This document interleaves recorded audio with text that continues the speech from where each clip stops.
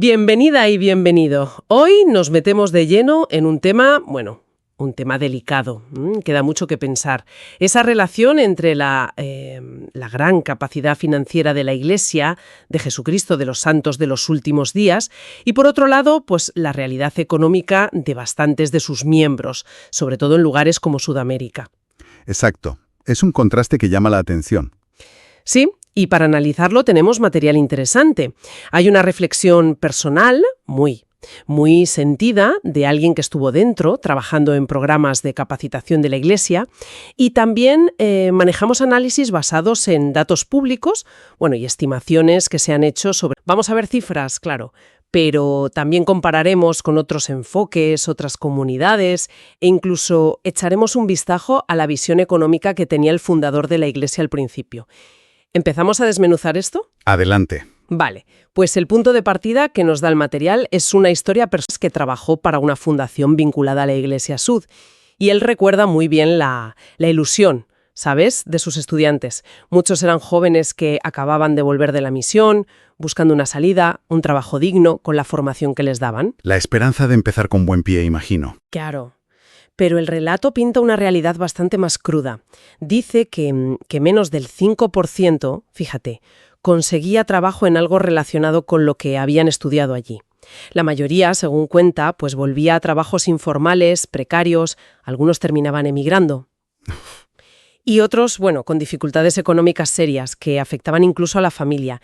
El propio autor lo vivió, ¿eh? Y esa experiencia personal, tal como se plantea en el material, nos lleva a una primera pregunta importante, ¿no? Cuando los programas de capacitación, aunque tengan buena intención, no conectan con oportunidades reales en el mercado laboral, que a veces es muy difícil, ¿de quién es la responsabilidad? La fuente no culpa directamente a los programas, ojo. No directamente. Sino que sugiere que quizá hay una desconexión más de fondo, más estructural. Justo ahí. Y es donde entra la otra dimensión, la financiera, y la escala de la conversación cambia por completo.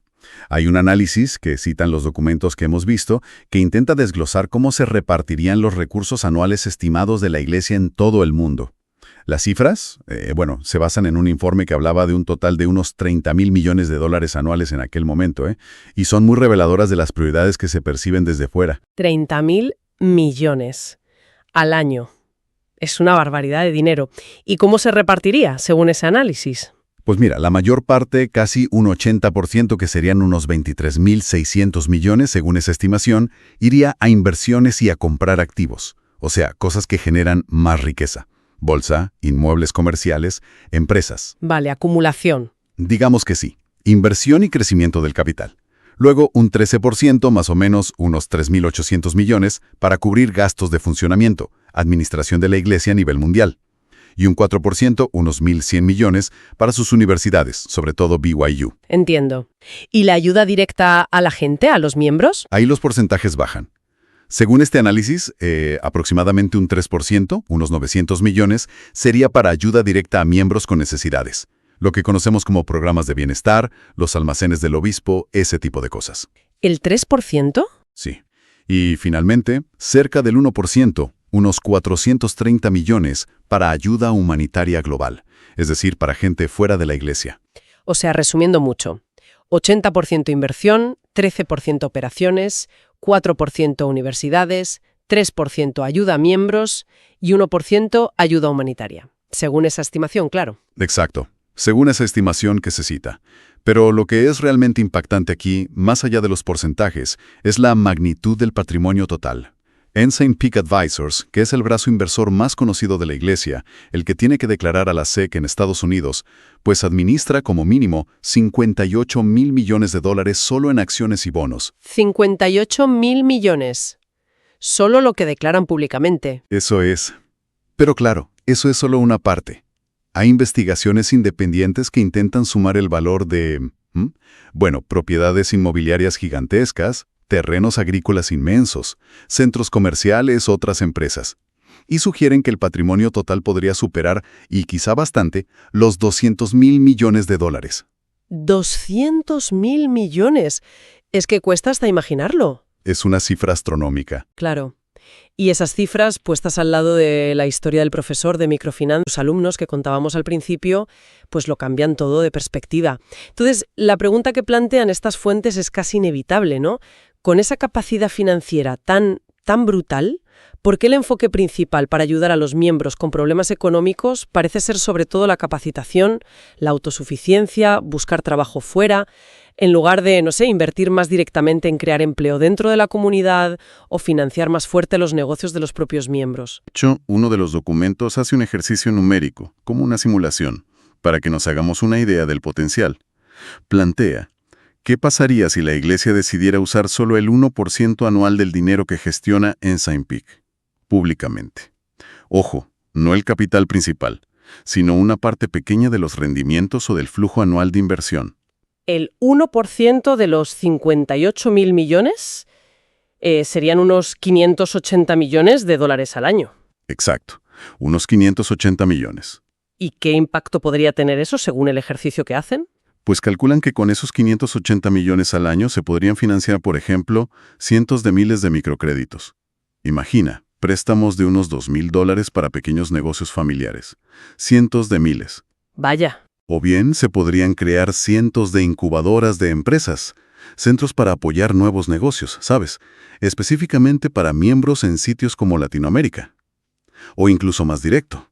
Se podrían crear docenas de empresas medianas, agroindustria, textil, servicios, lo que sea, que dieran empleo directamente a miembros de la Iglesia, invirtiendo unos pocos millones en cada una.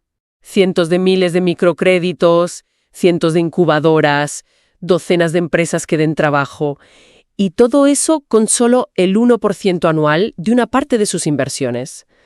Es que sí, cambia totalmente la perspectiva de lo que sería posible hacer. Y el análisis va más allá. Si se pensara en destinar un 5% anual de ese mismo portafolio público, que ya serían casi $3.000 millones al año. ¿3.000 millones al año? Sí, pues las fuentes sugieren que se podría pensar en cosas todavía más grandes. Crear un banco de desarrollo solo para miembros en Latinoamérica, por ejemplo. O financiar parques industriales enteros para generar empleo masivo y estable dentro de la comunidad. Lo que este ejercicio numérico parece dejar claro es que si hay una brecha entre lo que necesitan los miembros y los recursos que tiene la Iglesia, pues la limitación no parece ser el dinero. Entiendo. Sería más bien una cuestión de estrategia, de prioridades o de decisión de cómo usar esa riqueza. Podría ser. Eso es lo que sugieren estas fuentes. Y para ponerlo en contexto, ¿hay otros modelos? ¿Otras comunidades que lo hagan diferente? Sí, y el material menciona algunos ejemplos para comparar. Hablan del modelo que se ve a menudo en comunidades judías. Ahí suele haber un principio muy fuerte de primero ayuda al de casa, ¿no? La riqueza tiende a circular más dentro. Si alguien necesita dinero para un negocio, es más fácil que lo encuentre en la red de la comunidad. Si busca trabajo, las empresas de otros miembros son la primera opción. Se fomenta esa economía interna. Interesante. ¿Algún otro ejemplo? También mencionan, aunque con estructuras diferentes, a las comunidades menonitas. Usan mucho las cooperativas agrícolas, financieras, de producción. Y tienen una gestión como muy solidaria del capital, buscando la autosuficiencia económica pero del grupo, colectiva. El dinero se reinvierte sobre todo en beneficio de la propia comunidad. Y estos modelos, claro, contrastan bastante con lo que describe la fuente principal sobre la práctica en la Iglesia Sud, al menos desde la perspectiva de esa persona, porque ahí lo que se percibe es, se enseña a buscar trabajo fuera, en mercados que a menudo son difíciles. Se anima a emprender, sí, pero búscate la vida para encontrar financiación en bancos o fuera. La capacitación se enfoca en cómo adaptarte a la economía que hay. En lugar de usar el capital de la Iglesia para intentar cambiar esa economía para los miembros, desde dentro. Exacto. Esa es la crítica que se lee. Y fíjate, si conectamos esto con los orígenes de la Iglesia, la historia, ahí encontramos una tensión interesante, porque José Smith, el fundador, parece que imaginó Sion no solo como una comunidad de fe, sino también como un proyecto de autosuficiencia económica colectiva. Sus planes originales hablaban de granjas comunitarias, de producción local, de mecanismos de financiación para los propios miembros. ¿Y hubo intentos de llevarlo a la práctica? El más conocido fue la Kirtland Safety Society, en 1837. Era básicamente una especie de banco o sociedad financiera, ¿no? organizada para apoyar económicamente a los miembros, facilitarles los negocios, que la comunidad prosperara junta. ¿Y funcionó? Pues no, fracasó bastante rápido. En parte por una crisis económica gorda que hubo en Estados Unidos, el pánico de 1837, y también por problemas internos de gestión, seguramente.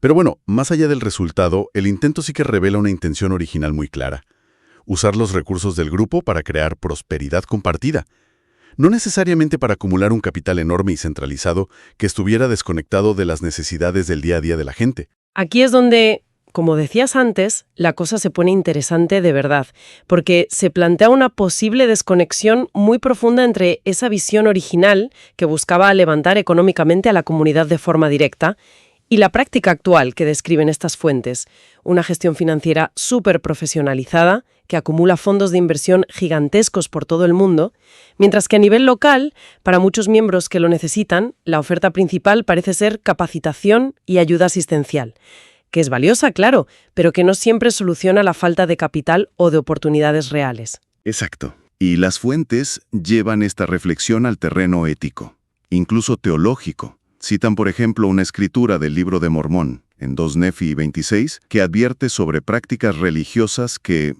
se podrían interpretar como que muelen la faz de los pobres. La lectura que hace el material es que este tipo de pasajes critican usar estructuras religiosas para mantener sistemas donde la riqueza o el prestigio de la institución no se traduce en un beneficio claro y directo para los más necesitados de la propia comunidad. Es fuerte. Se subraya un contraste que para algunos puede ser doloroso, ¿no? Miembros que pagan su diezmo, sus ofrendas, con mucho sacrificio, a veces desde la escasez, mientras la institución a nivel global maneja cifras de miles de millones en mercados financieros, tiene propiedades enormes. Sí.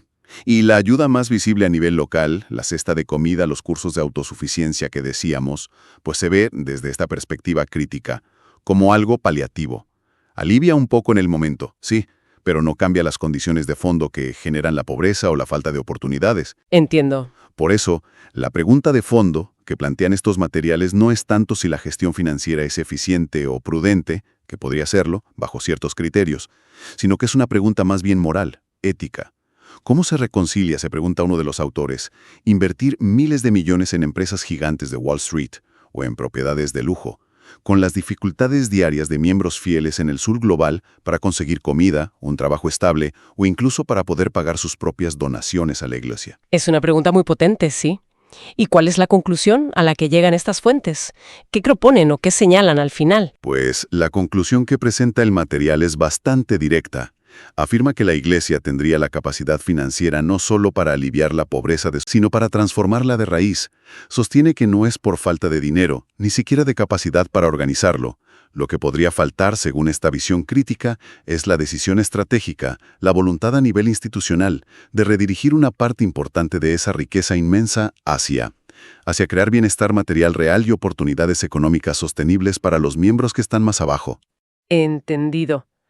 Bueno, hemos cubierto bastante hoy. Empezamos con esa historia personal, ¿no? Que nos conectó con lo humano, con las esperanzas y las frustraciones. Luego vimos esas cifras financieras que pintan un cuadro de una riqueza institucional enorme. Sí, difícil de abarcar. Exploramos qué pasaría si se usara una pequeña parte de eso para el desarrollo económico de los miembros. Y comparamos con otros modelos y con la visión histórica frente a las prácticas actuales que se describen. Y la esencia del análisis que hemos repasado es clara. Se argumenta que hay una brecha, una desconexión importante entre los recursos financieros gigantes de la institución y la precariedad económica que sigue afectando a muchos de sus miembros, especialmente en algunas zonas. Y que, desde esta óptica, las soluciones actuales, centradas en capacitar, pues no estarían cerrando esa brecha para muchos, precisamente porque falta el capital y las oportunidades en sus entornos. Todo esto nos deja con una reflexión final, quizá, que va más allá de los números o las estrategias. Una pregunta sobre el propósito último de la riqueza que acumula una institución religiosa. ¿Para qué es, en el fondo? ¿Y cómo se equilibra esa administración financiera, que busca ser responsable, con la responsabilidad directa hacia el bienestar completo, espiritual, sí, pero también material, de la gente que forma parte de ella? Sobre todo de los que más luchan económicamente. Sin duda, algo en lo que seguir pensando después de esta charla. Definitivamente. Algo en qué pensar.